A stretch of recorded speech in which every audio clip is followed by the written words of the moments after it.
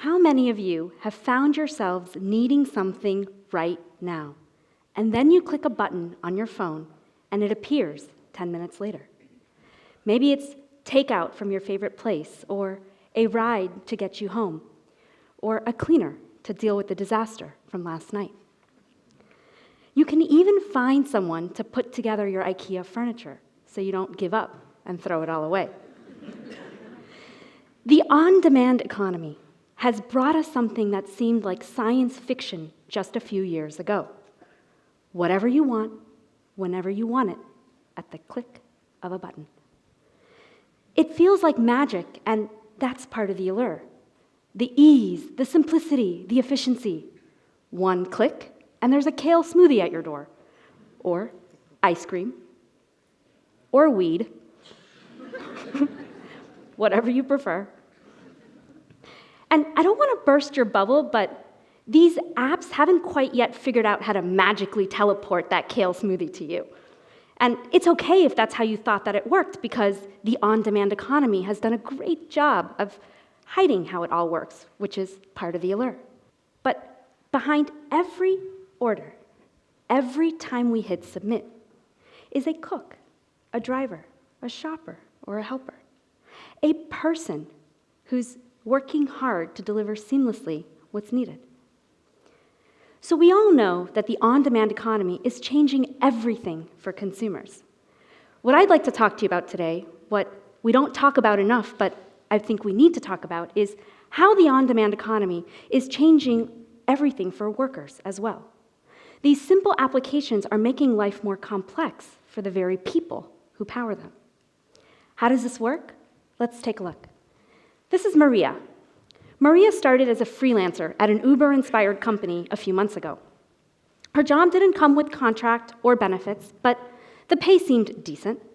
She knew she was worth more, but her last job had a relentless schedule and an overbearing boss, and she appreciated the flexibility to schedule around her son's birthday and her mom's appointments. But after the first couple of months, she really began to worry. One time, she logged into her app, and without warning, her pay rate had dropped. There was no explanation and no one to call. Another time, she cleared her schedule to work, but then when she tried to log in, she found herself locked out. Again, no message and no one to call. Maria's working for one of Silicon Valley's hottest tech startups, but she isn't a coder or a graphic designer. She's a house cleaner, dispatched to clean homes through a new on-demand app. When I first heard Maria's story, I wondered to myself, is it true that the more things change, the more they stay the same? I work with the National Domestic Workers Alliance, where we've been hearing the offline version of Maria's story for decades. Our organization is the national voice for the nation's 3 million women who work as domestic workers. They are the nannies who comfort the colicky baby, the caregivers who diffuse the panic attack of a disoriented grandparent, and cleaners like Maria, who keep our homes neat and tidy. Now, since the 1930s, domestic workers have been excluded from virtually every labor law protection that you and I take for granted, including the right to minimum wages, overtime, the ability to form a union, and the right to a weekend. As a result, domestic workers have struggled for decades with issues like pay insecurity, working without contracts, inconsistent hours, and no health care or retirement. The same issues that Maria is facing online and that we will all face as we transition to a freelance and gig economy. But the entrance of Silicon Valley into the invisible and informal world of domestic work is disrupting everything that we know, click by click. Everything that we know about work is changing. Gone are the days of the 9-to-5 and the 40-hour work week. In today's economy, more and more people are working as freelancers, finding work here and finding work there. And in today's economy, young people simply don't expect to get a job. And if they do, they know it won't last for more than a few years. The on-demand economy is just one way in which the notion of a job is changing. And while it's true that it's early and young in its development, I believe it's a very important part of the economy to pay attention to. Let me explain why. Online marketplaces are connecting more and more people to work. Tech capital is pouring into this sector, and much of the glamour and the frenzy is tied to venture capitalists imagining the Uber of anything and the Uber of everything. Futurists in Silicon Valley tell me that they expect the on-demand models of today to evolve into the operating system for labor markets in the future. Now, today, some of the services that you get are mostly provided by lower wage workers or so-called unskilled laborers. But as this part of the economy grows, so will the range of people it includes. Many of you may already be experiencing this in your professions. You can already use apps to hire architects, massage therapists, and even Harvard-trained physicians. Now, the good news is that if what you do pays well and you can find enough hours, well, then you can lead a flexible life. You can be your own boss and make your own hours. But the bad news is that if what you do doesn't pay well, well, then your life is becoming more precarious and unpredictable. As the entire world moves onto the internet, and all of our human interactions and jobs and businesses become increasingly digitized, I find myself wondering, what does an economy driven by technology look like? Now, at this point in the conversation, things usually devolve into this topic's version of the climate denier debate.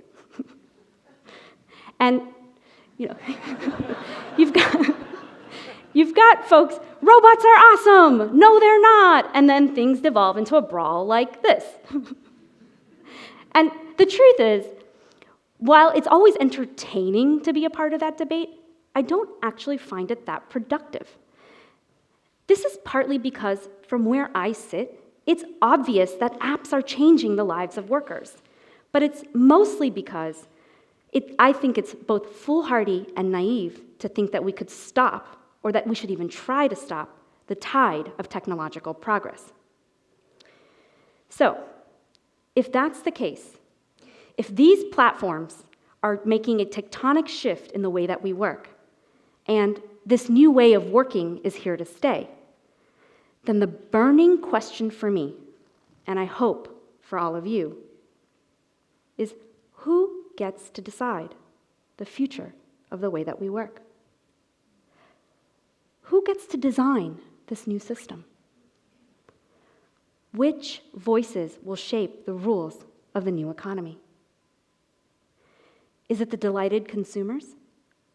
The deep-pocketed investors? The talented engineers? Is it ever the workers?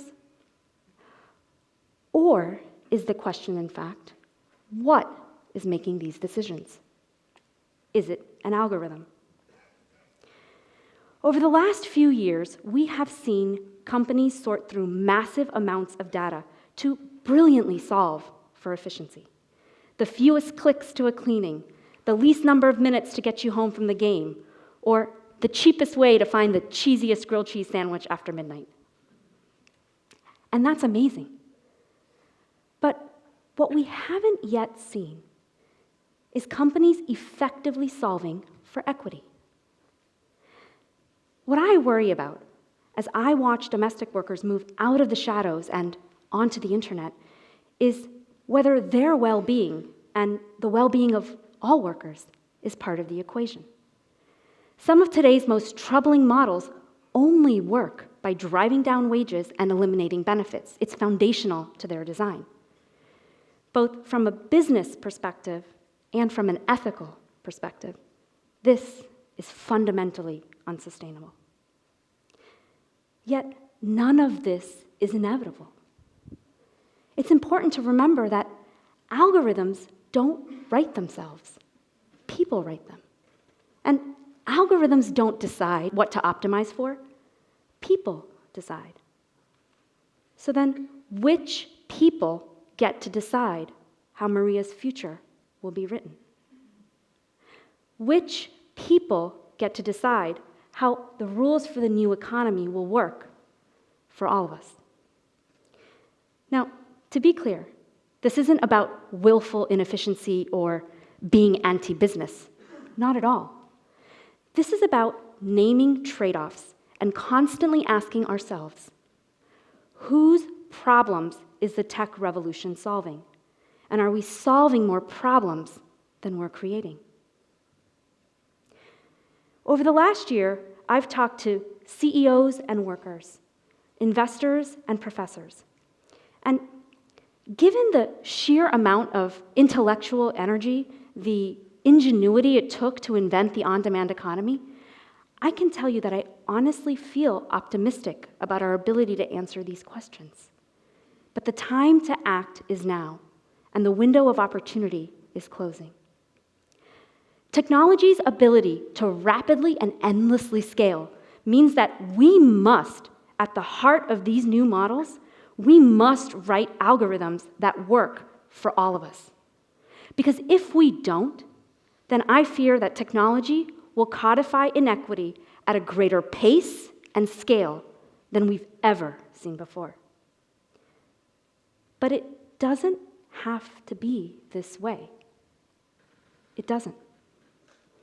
Once every few generations, we have a momentous opportunity to make big decisions, to reset norms and culture, to reinvent ourselves.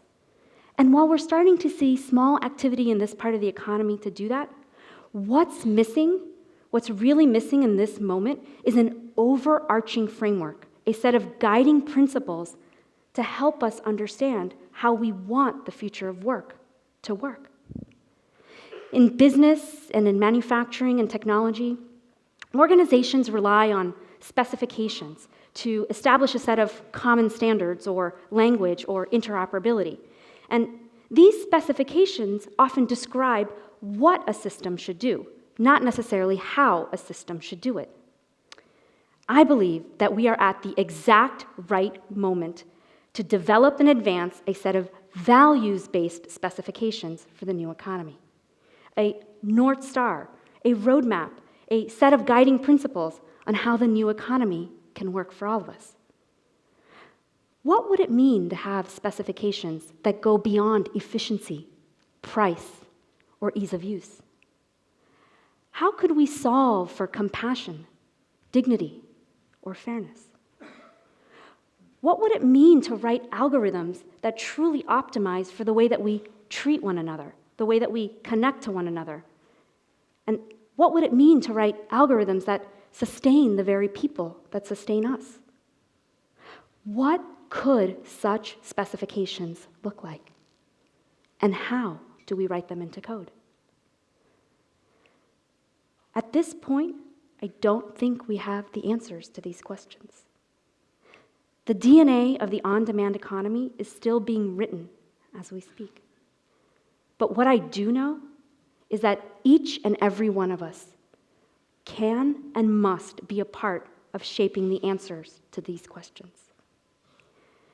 The beauty of the on-demand economy is that it instantly connects us to the things that we want and need.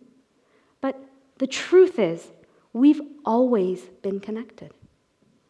Our fates, yours and mine and Maria's, they've always been woven together.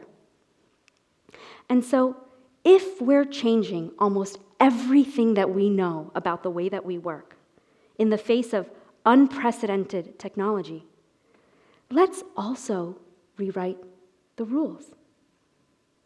Let's rewrite the formula for how we decide. And let's finally solve the puzzle of how we use technology to link efficiency and equity. Technology at its best can strengthen humanity and our connectedness. Let's write new rules and new operating procedures to do just that. Let's build a sustainable economy that allows each and every one of us to realize our true human potential. Because that, more than any button or app or portal, will be truly transformative. Thank you.